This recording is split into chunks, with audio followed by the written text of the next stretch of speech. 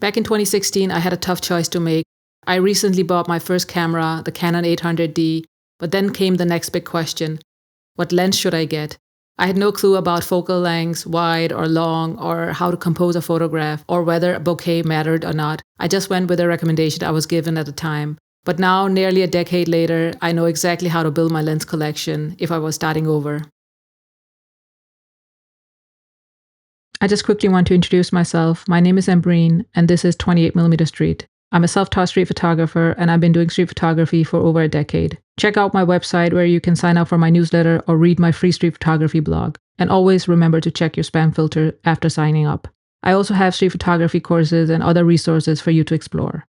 Now, let's get back to the video. As I said before, if I were to start over from scratch, I'd probably do things differently, but not too differently. So over the years, I've used many different focal lengths for street photography, but some has barely seen any action lately. If I had to start over, I'd probably be much more intentional with the choices on how I build my lens collection, just focusing on a few classic focal lengths. Maybe you are in a similar situation, you're just starting out on a journey and you want to build a solid lens collection for that. I'll be talking about 3 things when choosing a focal length to build my new lens collection here in 2025. So why I choose it, what it's good for, and the limitations. All right, so let's talk about it. So first up is the best starter focal length, 35mm. So I probably start with a 35mm again. The 35mm was the focal length that I started to learn street photography with years ago, and I used it exclusively for 3 years before I even thought about adding another focal length to my street kit. And for me personally, as I was a complete beginner, at 35mm it just felt natural, and it was a great match for me as a beginner because I was just learning about composition and framing.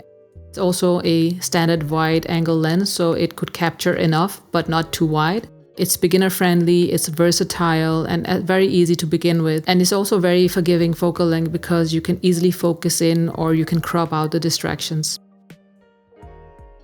All right, so let's talk about what it's good for. So as I mentioned, I used it for street photography and it provided me with that natural view, the way we look. So it was not too wide, it was not too cropped in. So it felt natural when I was learning to especially compose and frame my photographs. I could easily crop in if I wanted to. I could remove the distractions. For me, it was a great mix of having that environmental element also, but also have that subject isolation. Some of the limitations with a 35mm is that sometimes it's just not wide enough in tight spaces and use a lot of foot zoom. I got actually really creative, but that's one of the limitations. And you also have less subject isolation than longer focal lengths. And of course, it's not wide enough like the 28. So it's a good mix of having that standard wide angle lens without being too wide or too long. Up next is my obsession for the past 2 years, and yes, I'm talking about the 28mm focal length. So what I know now, and with my experience here in 2025, I will definitely make this my second lens that I would add to my new lens collection. That is because I know what I'm drawn to, I know what I like now. And obviously I didn't have that experience and I didn't have that knowledge back then, but what I like is to be closer to my subjects. I want more interaction with the scene and its subjects. So for me, it's also about storytelling aspect. And with a 28mm, you actually have to be very close to people to get those raw, authentic photographs that I'm really into right now.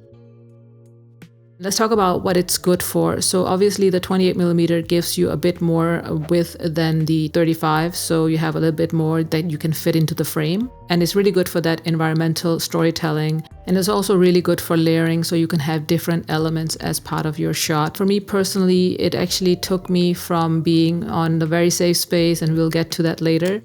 It forced me to engage with my subjects in a completely different way. It forced me to engage with the scene. I started to notice so many details because I was that closer to the scene and where the action was.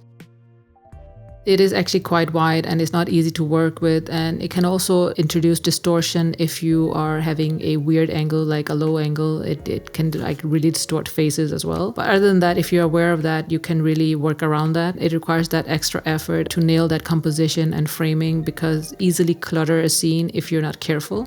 And I think a lot of street photographers consider 28mm the focal length to do street photography. But again, it's a personal preference, and some like 50, some like 35, some like 28. For me right now, and for the past 2 years, it's been my obsession and I just love it.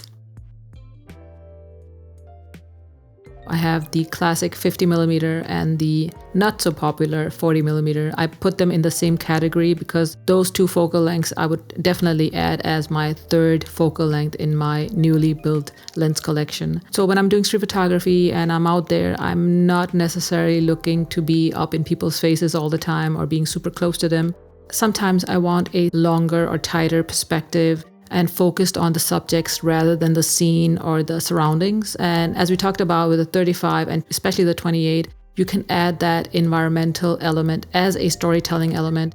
And with the 50 and the 40mm, you can really focus on the subject, so make that pop in your photographs. And sometimes I just like to make photographs that is centered around the subject. So with the 40 and the 50, you're not completely erasing the backdrop, so you still can see there's a scene, there is an environmental aspect. You can see maybe this person is out on the streets or maybe in a shop, wherever you captured that subject. It will isolate your subject enough to tell a specific story, and what I really like about the 50mm, because I can also stand a little bit further away and that way capture whatever I want to capture. And so having a 35mm, you can capture fairly a lot, and the 28mm, you can add a bit more to that scene or that environment. And with the 50 and 40, you zoom more in, so you get more of the subject. So basically, if people are making an extreme gesture and you want to capture that, you can really focus and zone in on that. So I have these two focal lengths, the 40 and 50, in the same category, but let's talk about what they are good for individually. So they are a little bit different. So let's start with the 40mm. So for me personally, I think this is a nice middle ground between the 35 and 50. So 40mm is just smack right in the middle. And it's a perfect sweet spot for me. And I have a TT Artisan 40mm, is actually a 40.5mm. When I got it, I was just amazed.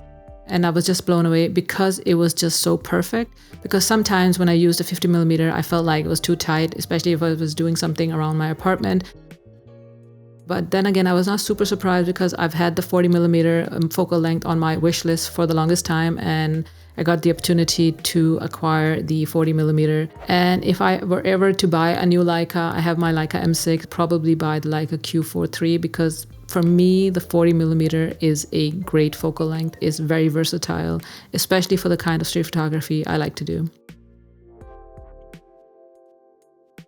So let's move on to 50mm and what are the differences there. So obviously, as I mentioned before, the 50mm is a classic focal length used for decades by some of the great street photographers. It's a very good focal length that you can use for portrait work. You can use it for documentary work. It has great subject isolation. It can also get that environment or the scene as part of the subject. For me, it's a really versatile lens as well, considering it's a 50mm. But some of the limitation, I would say, is you lose some of the context from the scene and the environment, obviously, because you're focusing more on the subject. As a photographer, you have to step back more. You have to be more creative. You have to maybe use your foot zoom a little bit more. It can really fill the frame, maybe not in a good way if it's not intentional, if that's not what you want. Let's talk about if I had to choose one of those. So would I choose the 50 or the 40? And I thought about it, probably go with the safe choice. And my reasoning is that 40 is very close to 35. Whereas if I choose a 50, there's a little bit longer way going from 35mm up to 50. There's a significant jump. And I can also see that when I'm out on the street. So if I pull out my 50, there's a difference between standing that much closer or being a little bit further back. So I don't have to be up in people's faces. And yes, most days I love that, but sometimes it's just nice to have a little bit distance between me, my subjects, and scene. But I also have focal lengths right now in my lens collection here in 2025. So actually I added the 24mm years back because I was doing architecture photography and I thought that the 28mm was for me. To be honest, I regret buying the 24mm. I hardly use it for street photography. It's a odd focal length for me, I think, to use as a street photographer. And I repurposed that lens and that focal length to use for my YouTube videos. So no harm done, except that it was for a different purpose than when I bought it. And occasionally when I bring out my 24 is to when I go out and do architecture photography. I also have the 85mm that I will talk about in a little bit. And I was this close to buying the 105mm. I would say if I had to start over, I'd probably not add those focal lengths unless I was going to do something specific, something stylized. then I would probably add. But I quickly want to do a honorable mention for the 85mm. A focal length so good I couldn't ignore it. Well, I made a video about it, you can check it out.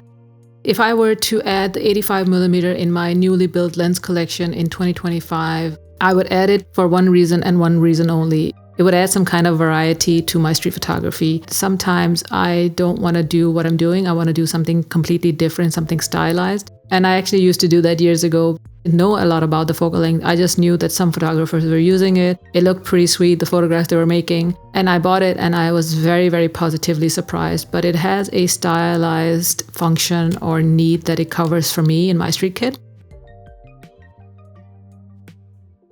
Sometimes I like to go out and do night street photography. I like those high contrast, those silhouette photographs, and I've used the 85mm for that exactly.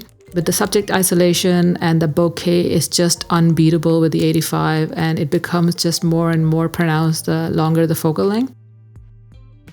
What is it good for? So it's good for the subject isolation where the subject really pops out. It looks unreal. It looks like almost like three-dimensional. And also personally for me, it became my safe space. So actually I could just stand really far away and still capture those crisp silhouettes and high contrast photographs.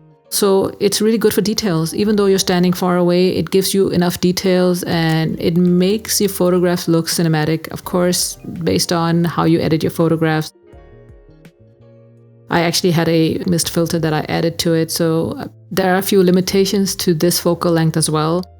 It's not really good for fast-paced street photography because it's just not doable. You have to stand a bit further away and you can't be that impulsive. You can't just snap a photograph if you see something like I can do with my 28. If I'm really close to somebody, you can't do that with the 85. So you have to be more intentional with the 85. You have to stand somewhere and, you know, it's a different shooting style altogether. So my point here is that you have to step further away. It can be difficult in tight spaces. So I tried to use it here in my apartment for B-roll shots and it was virtually impossible for me to get any decent shots out of it because I didn't have a C-stand that was high enough. Those are some other limitations, but I would say it's an honorable mention because I truly love this focal length, but it is a very special focal length. It's very specialized. If you have a special need for it, that is perfect. But would I put it in my street kit with the other 3 focal lengths that I mentioned? Probably not. So now we talked about the 3 main focal lengths I would add to my new lens collection. So those were the 35mm, a great beginner-friendly focal length. Then I would add the wider 28mm and then I will go longer and add the 50mm. All safe choices and classic focal lengths for street photography. These are the focal lengths that I would add to my newly built lens collection in 2025. So I would say all the focal lengths that I mentioned has in some way formed and shaped and made me the street photographer I am and given me all that knowledge. But if I really want to be super concise and be a little bit budget friendly, I would just go with these focal lengths. And it doesn't mean that I have to add all of them, but I would say these are the ones that are good to have. So let me know about your go-to focal length. I'll see you in the next one.